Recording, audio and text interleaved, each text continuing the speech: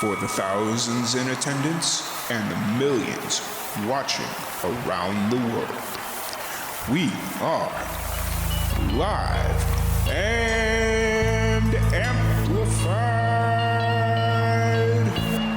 So let's get ready to podcast. Fire it up.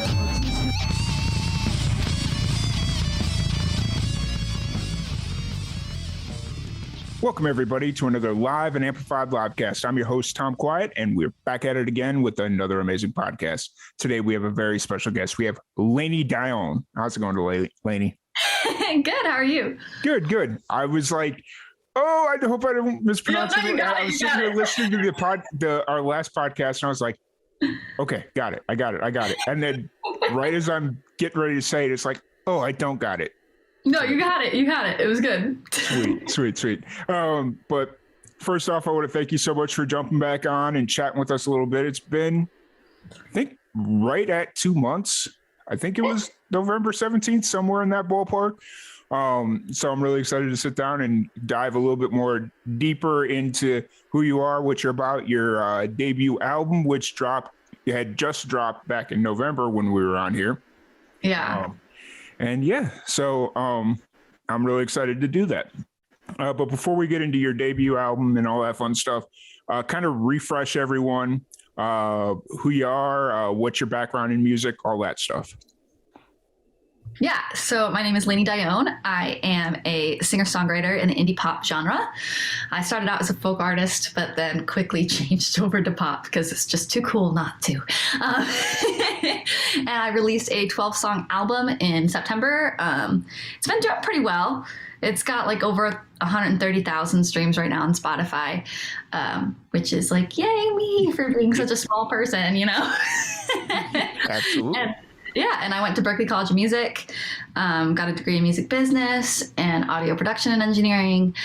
I gig almost 4 times a week usually, but gigs are down right now. So I've been doing a lot of sync writing for shows on like Amazon Prime and TLC. And now I got a cool new gig singing for some songs that are going to be in European grocery stores. So, you know, a little bit of everything. Nice. That's awesome. I do remember you talking about the sync writing in the last interview.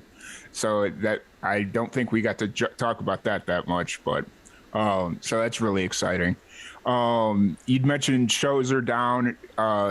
Like, how down are they? Are you like not playing at all, or like how down are they right now? Boy, so usually the winter months are kind of like, it goes down like probably 30-40% anyways. But it being COVID season and cold, they are like almost non-existent. I think I have 1 gig booked for next month and then 1 gig booked for the following month. And usually I gig like 4 times a week. Yeah. So that's you know, yeah. And I just funded this previous album. So I think I'm going to start a crowdfunding campaign to help cover some of the costs of the next album, because it's just so hard for musicians right now with the pandemic, you know? Yeah. Have you done any of like the virtual shows like on Twitch or whatever? I haven't done anything on Twitch. I've only done Facebook Lives and Instagram Lives, but I should probably try to get over into the Twitch universe. I play Xbox, so I have that in, you know? Yeah. You know, it's funny because I've been, like, a lot of the musicians that I've talked to, they've been pushing their Twitch. And so about a month ago, I just randomly stumbled over there because I'd done a little bit of Twitch streaming, but nothing crazy or substantial. And I stumbled over there and I was like, oh, hey, I know like 4 people that are streaming right now. Cool. And I jumped on, and the community there is just like, all right. And yeah. And so like, it's a really supportive community, and they could like raid, which is really interesting. So it's like one musician, as they're ending, it's like, oh, hey, I'm done, but let's go raid this musician. And then all their listeners go over to this other.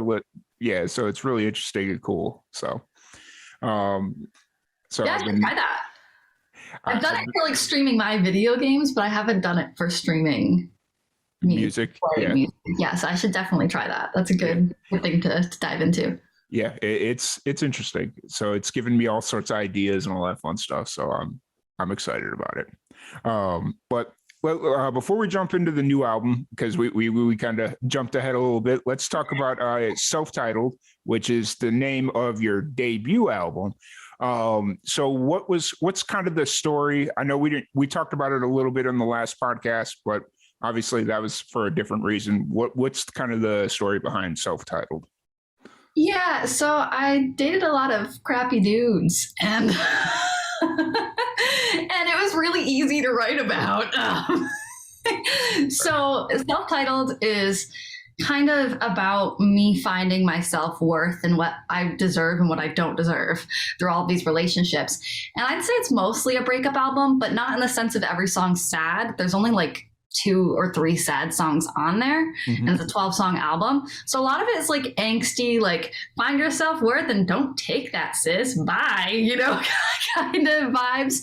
And there's one love song on there that is cutesy, but it's just a collection of what I've been through in the past couple of years. It really tells my story, from depression, for being in toxic relationships, to finding my self-worth and being like, I'm over this, to like just kind of being in love with myself again, and noticing the signs to never put myself in situations like that again.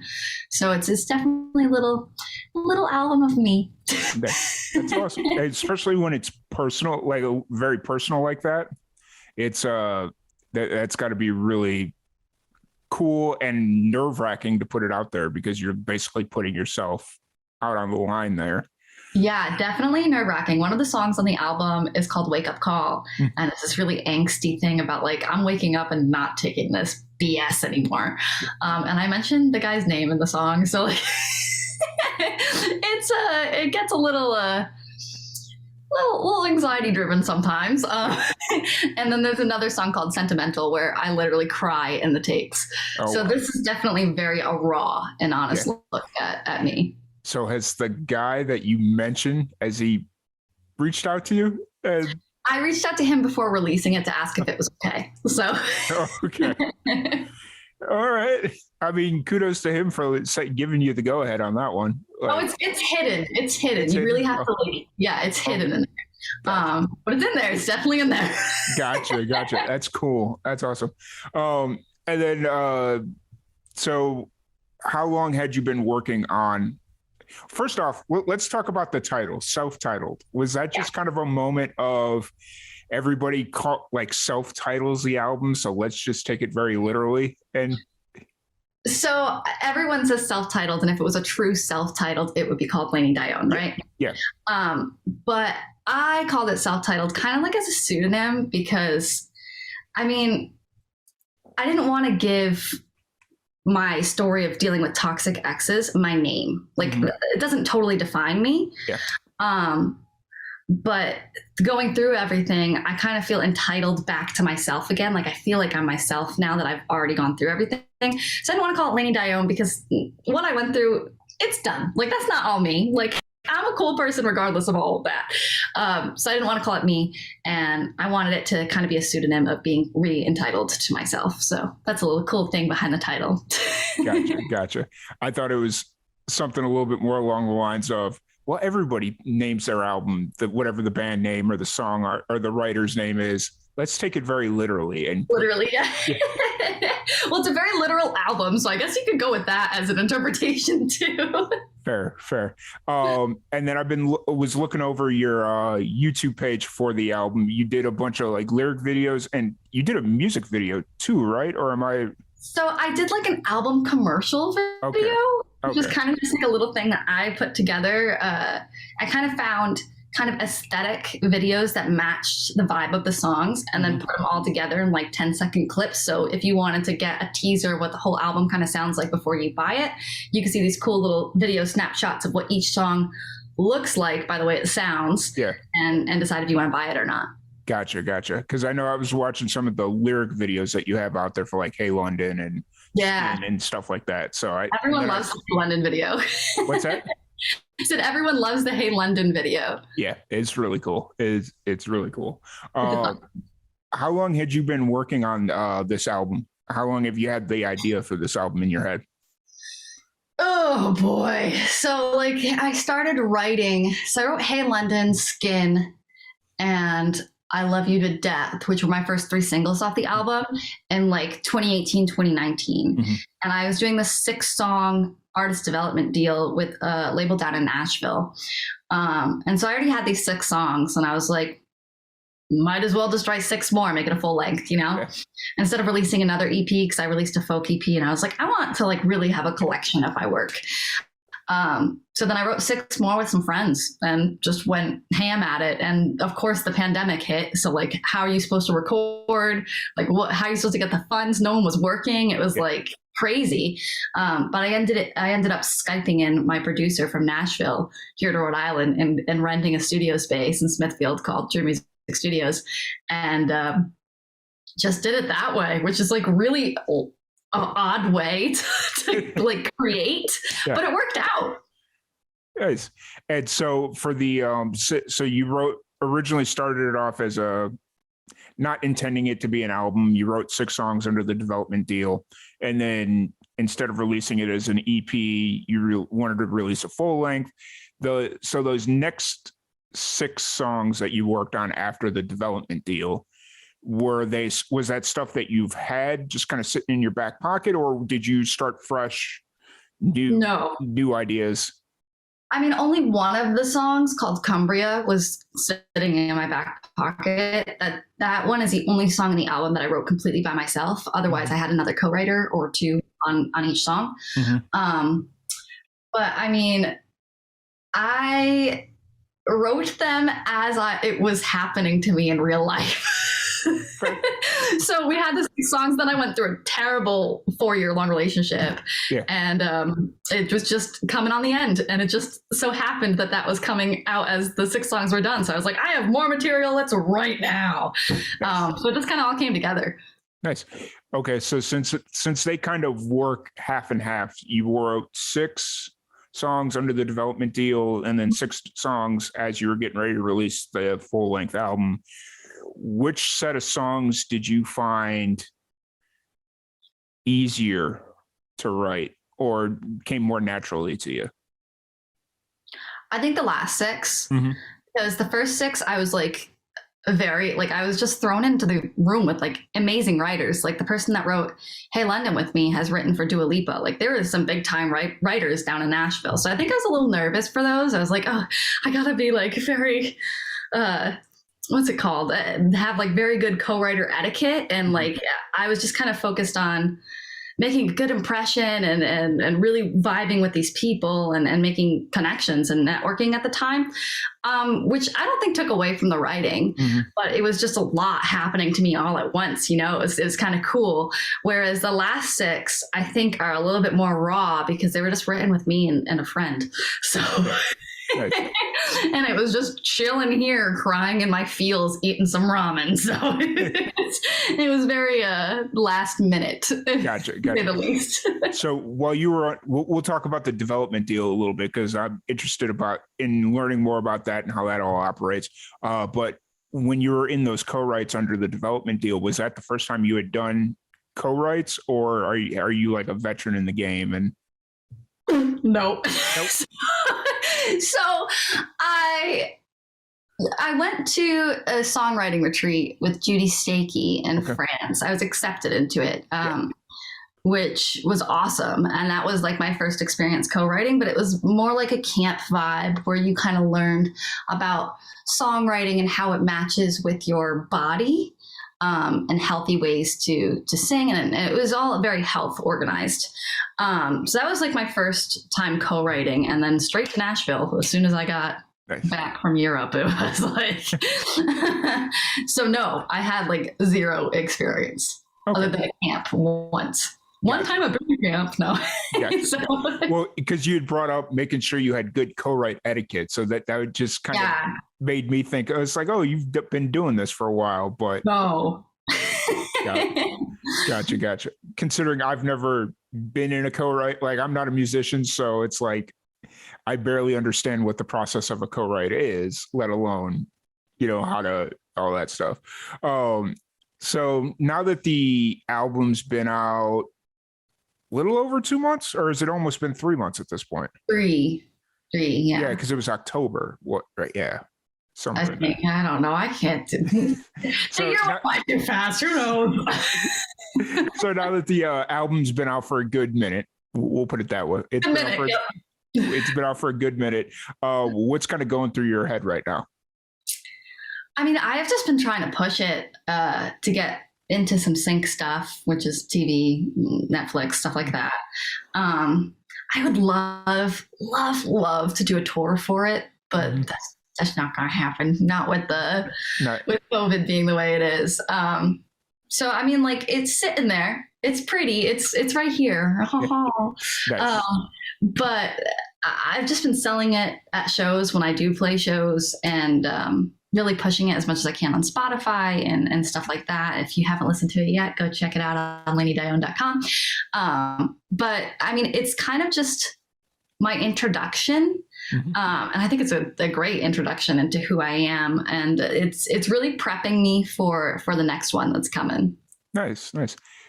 When you are able to get out and tour, that just means you'll have a double album tour. Yeah, sure. Come up with a nifty little name for it.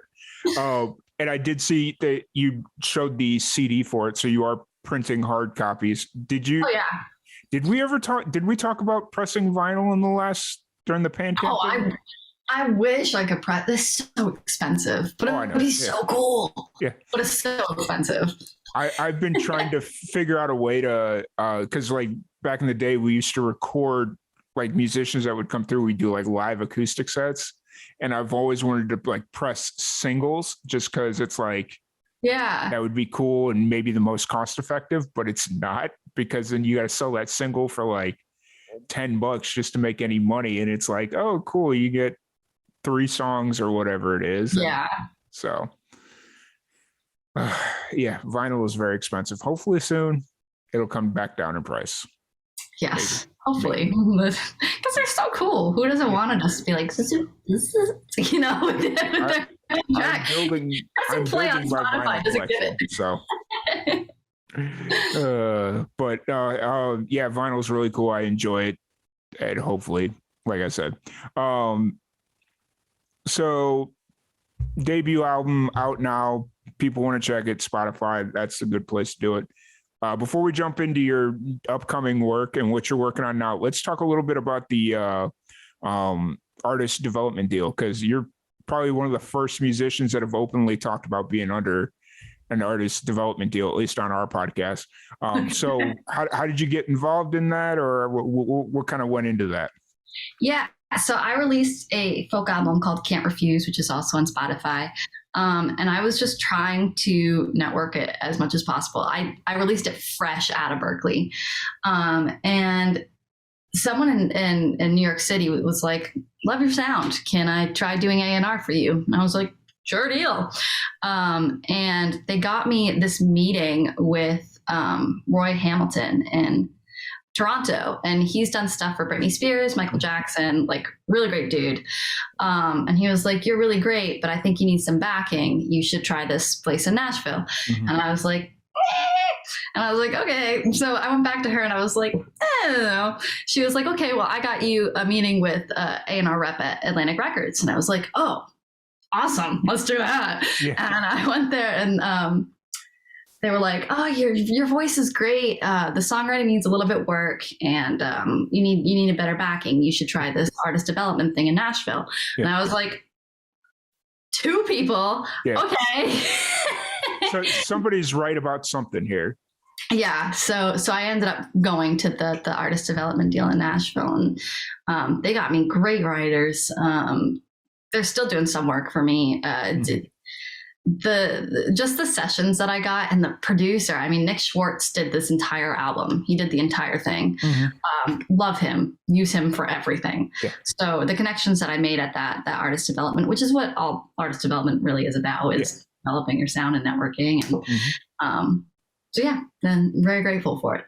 Nice. And how long did that last? Was it like a week-long thing, a weekend? So I signed a 2-year contract. Okay, got it. Yeah.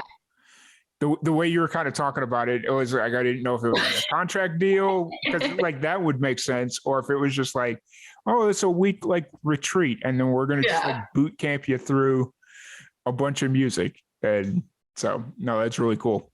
And are you still under that development deal, or is that come and lapsed? So the 2 years is up. But they are still, since the 6 songs are on here, they're just helping me trying to get record deals, publishing deals. We have a meeting every week to go over what I should be doing for national radio play, stuff like that. They just kind of like lightly manage me right now. I do everything DIY. Yeah.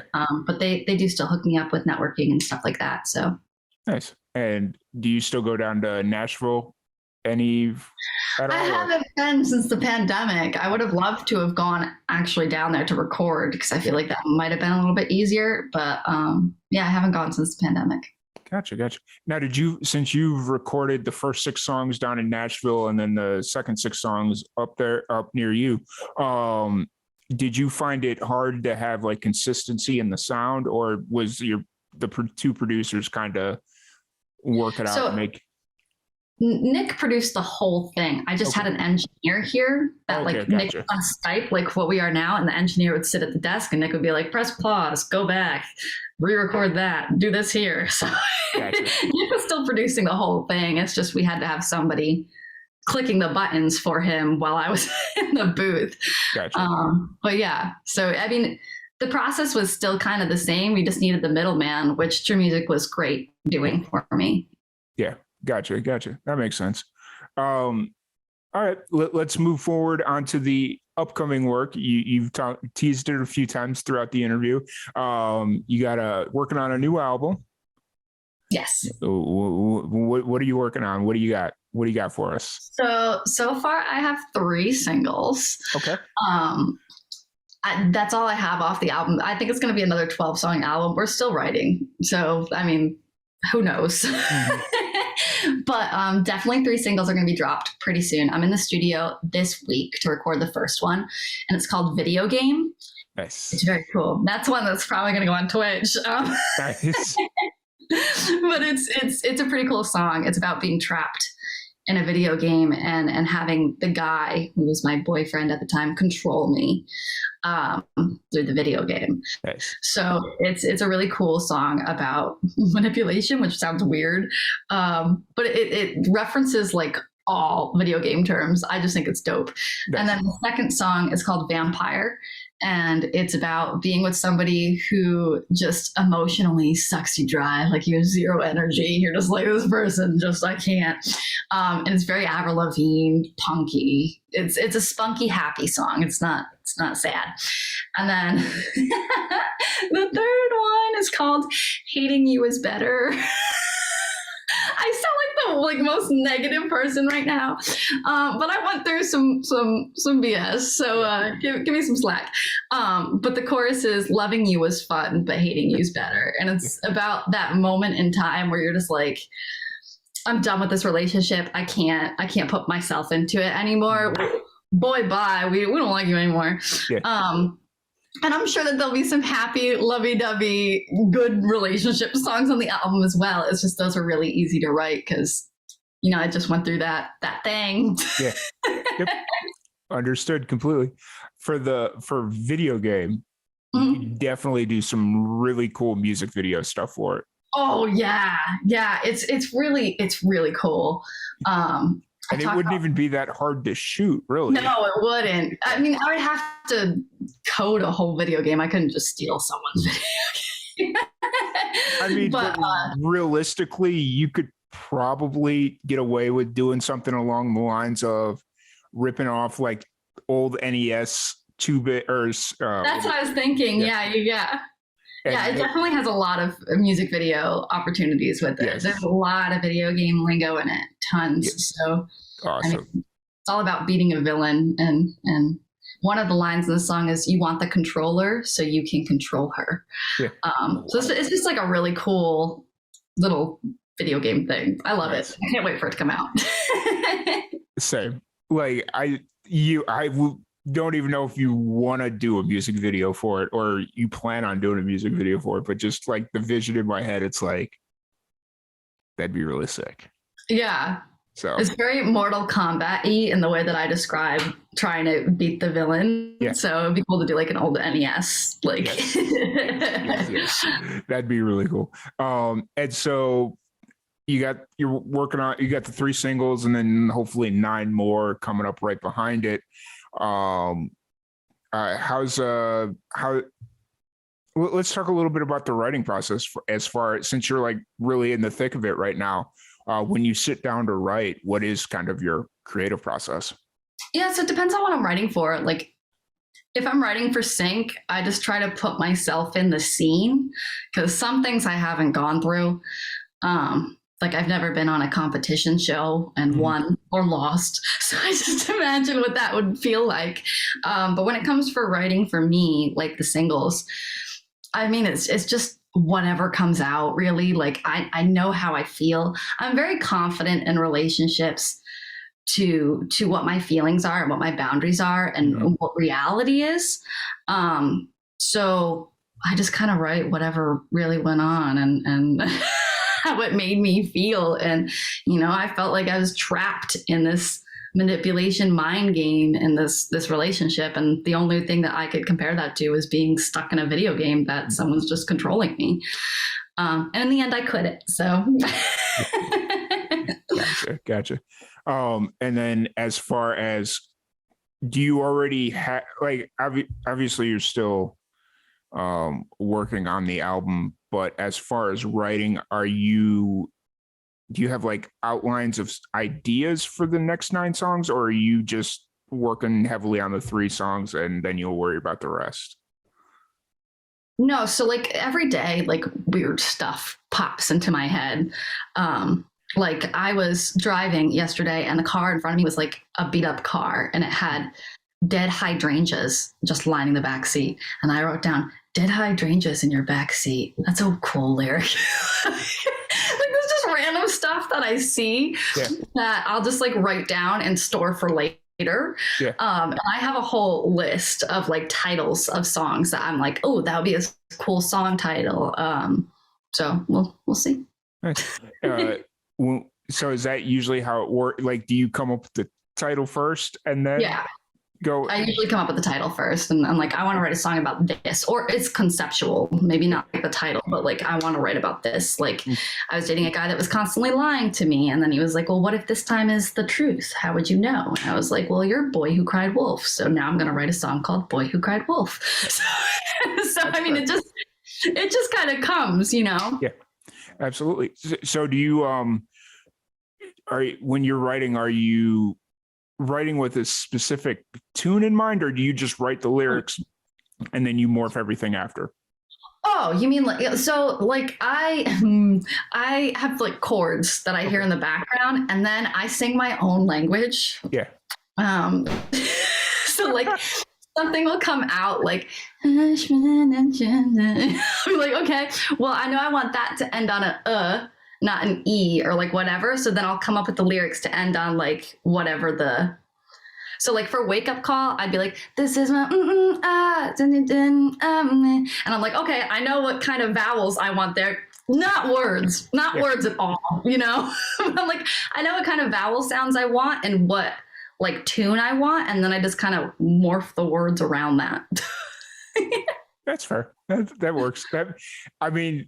It makes a lot more sense to you, but it makes sense to me as you say it, but I'm sure it makes a lot more sense to you Oh yeah. I'm sure people are like, yo, her writing sounds weird. But that's just me, Yeah. If you ever hear me writing a song, people would be like, oh my God, what is she doing in there? So Gotcha. That's funny. That's so funny.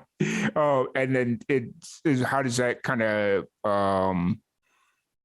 morph when you're doing like co-writes? Are you do it kind of the same way, or are you a little bit more? I'm just as weird in co-writes. I'm just as weird. Like we'll be sitting there and I'll be like, okay, I really like this one line. Yeah, I'm sick of the lies. You do this every time. That sounds great. And then we'll do, and I'm like, what? What are we doing there? We'll figure it out in a second. Yeah, we'll figure it out as we go along, So that's funny. It's just what happens. Awesome. And then do you have a, obviously you're really early in the process, but do you have a release date target that you'd like to hit, or are you just want to get the music done and then you'll figure out the rest? Yeah, so I really want to release Vampire on my birthday. 'Cause I think it's such a cool song. And like for Vampire, we didn't even know we were writing about vampire. Like the chorus is, "You're such a vampire." And that was, "You're such a nut." We did that for that too. But I think Vampire is such a cool song. And I just really want to release that on my birthday because it's so pump up. It's so like good energy, like don't let anybody take your energy kind of vibe. So video game before that, so probably late February, early March. And then I was going to say National Video Game Day is September 12th or something like that. But can't wait that long. I got you. Late February, early March, and then Vampire April, and then Hating You's Better probably late May, early June. It's a very summery bop. So nice. So all this is going to happen really quickly, and then hopefully. Oh yeah. I plan on releasing one single every 6 weeks. Nice. So we'll see. Nice. And then releasing the album as a whole after I release all the singles. Yeah. And you're starting the whole recording process this week, right? Or have you already started? No, I'm starting. Video game is going to be done this week. Okay. Perfect. Because I was going to ask how the recording process is going, but you haven't done it yet, so you don't know. It's going to be the same. I'm Skyping in Nick, and we're just going down the street to your music. So easy peasy. Nice. And then when you're recording, are you playing all the instrumentation, or are you just singing and bringing in other like session musicians, or? No. So like when I do my demos, I'll either like play it on piano or play it on guitar, or I'll find a track that kind of sounds like the vibe of what I'm going for and sing to that. So I mean, like I don't play it in the studio. All of the pop music is electronic, MIDI stuff. Gotcha. So Nick's just insane at that, and he plays guitar too. So all the guitar parts he's just going ham on in the recordings, and the piano songs are real piano. But other than that, everything's all MIDI. So okay, gotcha. That makes sense. For sure. And then so that you got the 3 singles coming out in February, March, April, May. We'll see. Yeah. I'm sitting here, I'm like, oh, February, yeah. But so you got the next you're the first 3 singles for the next album dropping this year, and then hopefully by the end of the year, the album. Is that kind of the? Yeah. So by the end of the summer, the album. By the end of the summer, okay. And I have a remix of "I Love You to Death" coming out on Valentine's Day, so we have that in February too to look forward to. Nice. Well, what made you want to remix? Someone reached out to me and they were like, "I love the song. Can I remix it?" And I was like, "Sure." And it sounds amazing. Like the song is very like kind of cryptic. It talks about different ways that someone can murder me, and I just love them, and I'm totally blind to how toxic this person is. And he made it sound really happy and lovey-dovey and like a summer bop. So like it's cool. All right, I dig it. Have you started promoting that yet? Because I didn't see it on your. No. Okay. So we just finished it yesterday. So surprise, exclusive. I love it. Because I was sitting there, I was going through your socials, and I was like, just make sure you didn't like post something that you're promoting, like or anything, and you dropped that on me, and I'm like, dang it, did I miss something? No, what did I not read? Guys. And so that'll be out Valentine. You said Valentine's Day, right? Yeah, it's a week before Valentine's Day. Okay, so gotcha. The 7th. Valentine's Day is on the 14th. Yeah. Awesome. I'm really excited to check that one out, and I hope everybody that's listening and will listen to the podcast will check it out when it drops in February. That's going to be fun and exciting. And I'm always really interested by independent musicians that remix their music, because, like not grew up when I was in like college and stuff, I was really into like the remixes of like hip hop and pop songs, like just all like in the 2010s, that area. That was like a really huge thing. And I've always enjoyed remixes, and I don't see them as much anymore. So yeah. It's really cool when independent musicians allow their music to be I remixed. think I've only listened to remixes of independent artists. Really? Yeah, Sigrid is like one of my favorite artists and inspirations, and she released a whole EP of just remixes of her songs, and I'm obsessed with it. So I'll have to check that out. yeah, Except I'd have to go listen to the original song first. I don't know. I think you'd like the remix better. The remix is kind of sick. That's my concern, though, is it's like if I listen to the remix first, I might like that better than the original song. And then when I go back to listen to the original song, it's like, I'm good. Yeah. But it's tricking myself to like, nope, go listen to the original first and then go listen to the remix. And so I get it. So, okay, that's dropping in February. You got a double release in February? I think I'm gonna end up doing it in March. So I think I Love You to Death will be the February Valentine's Day thing, and then video game will be early March. Okay, gotcha. I was gonna say, oh man, double release in February. That's gonna be we're not trying to do over the top over here. Okay. I gotcha. And then you'd mentioned you're doing the sync writing and all that stuff. I think we touched on this a little bit during the PanCan interview. What have you been sync writing for, or first off, how'd you get involved in sync writing? So I just kind of like sent out my music on Reverb Nation and was just like, I'm gonna apply for everything and see what I get.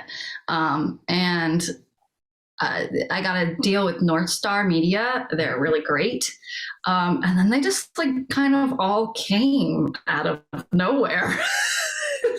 So right now I have 5 different sync deals going on. 1, 2, 3, 4, 5, 6 different sync deals going on.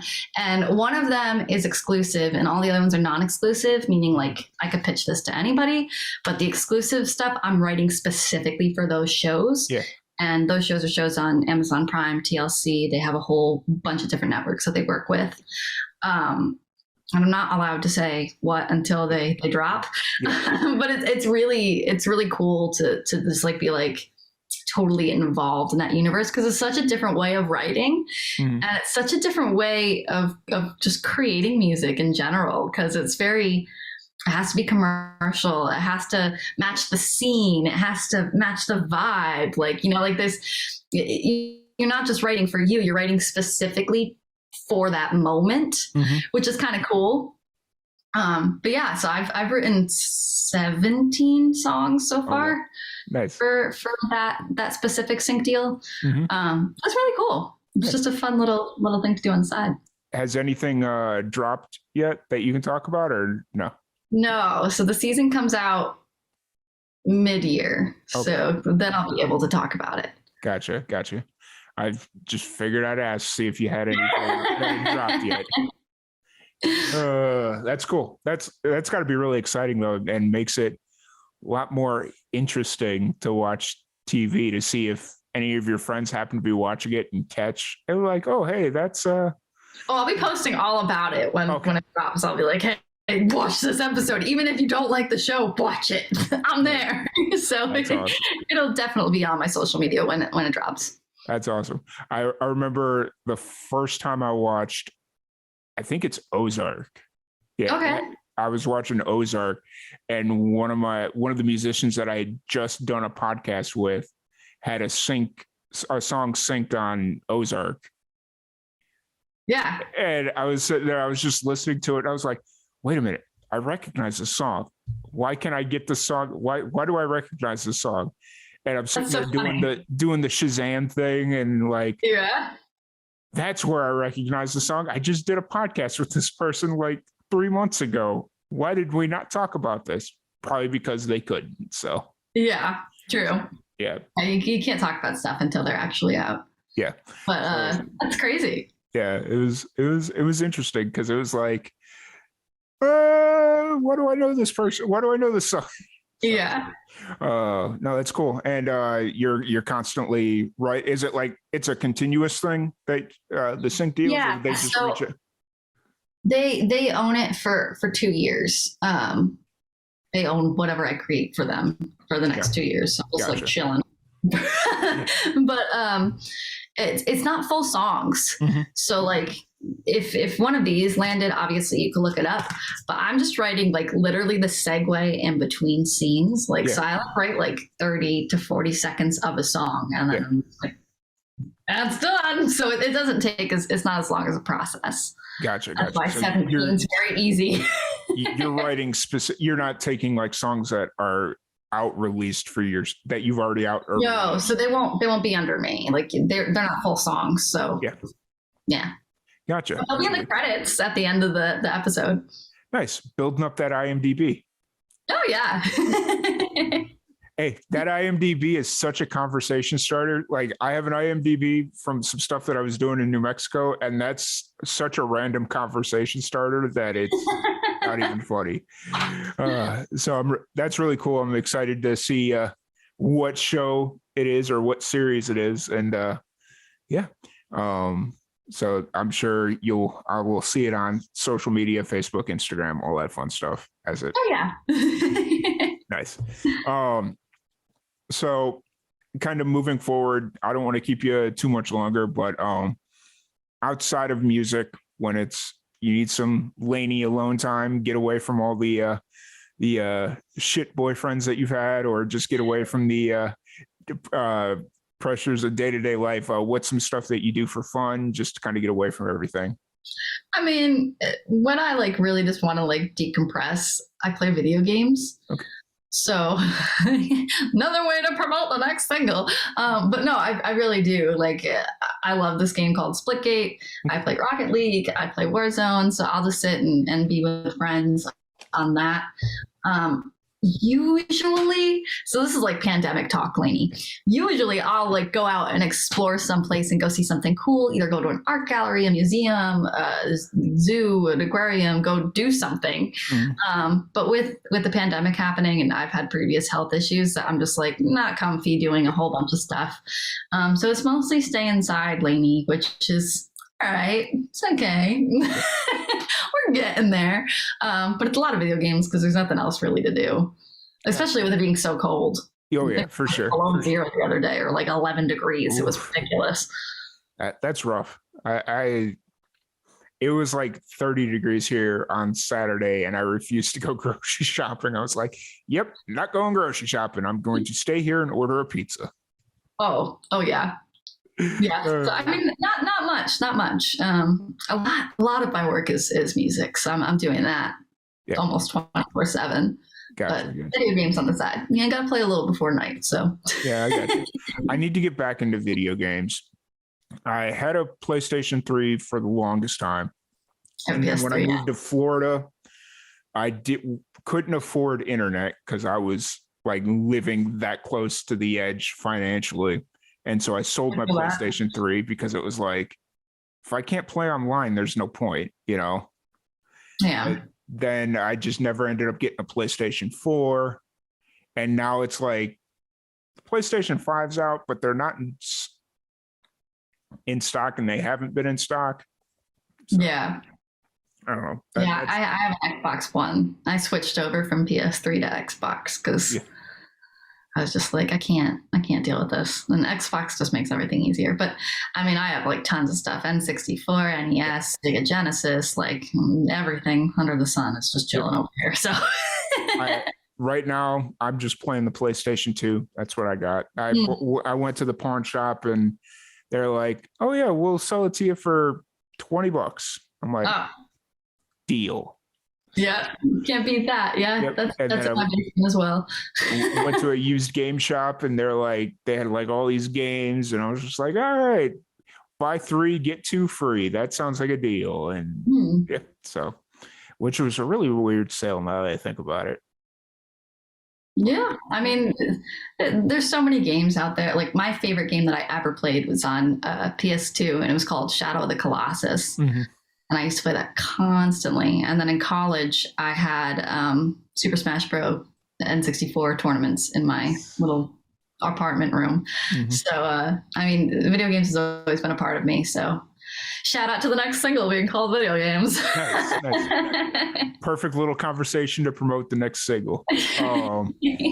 And that'll be up on Spotify and all that stuff. Oh yeah, it'll be everywhere. Yeah, you'll get a pre-save link if you follow me on anything. There'll be a pre-save link there.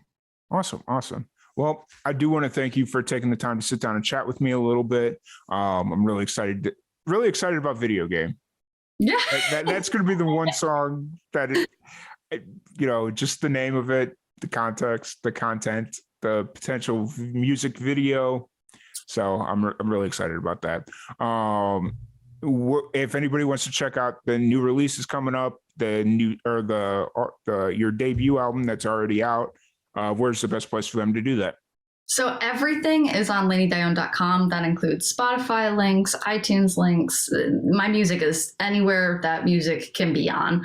And then socials are also on LaineyDionne.com, but you can follow me at Lainey's Music on Instagram or Facebook, and everything else is at Lainey Dionne. So I'd love to chat and see you guys. Awesome. And then if they want to check out your Twitch streaming when you do it? Yeah, I don't even. I think my Twitch name is at Lainey Dionne as well. Okay. So we'll have to do that, especially for Video Game. I'll have to sneak a teaser of that song while playing something. So. Facts. All right. Awesome. But once again, thank you so much for jumping on and chatting with me. It's been really fun. It's been 2 months. We had you on during the Pan Can fundraiser, which was a huge success. So I just want to take a second to thank you for jumping on that. And we are looking to do it again next year. Maybe not 3 days. Like that was a bit insane on my part, but it was so great though. Yeah. I was telling one of the musicians, she came on Saturday in like the middle of the day. And that's kind of when I was just having like my mental, like I was just so mentally drained and just checked out. not checked out. Like what had happened was, so I did all the interviews on Friday and it went fine, but it went late into the night. So I had like interviews until 2 a.m. or something. And then I had like 5 hours, and then I had interviews again early the next morning, and I woke up with a really bad sinus infection, and I'm just sitting there. I'm like, oh, I can't do this, but I got to. And so I just loaded up on Sudafed. Oh, by the time I got to that interview, I had no idea where I was, what I was doing. And I go back and listen to a few of those interviews. I asked the same exact question 3 times. 3 times. Oh boy.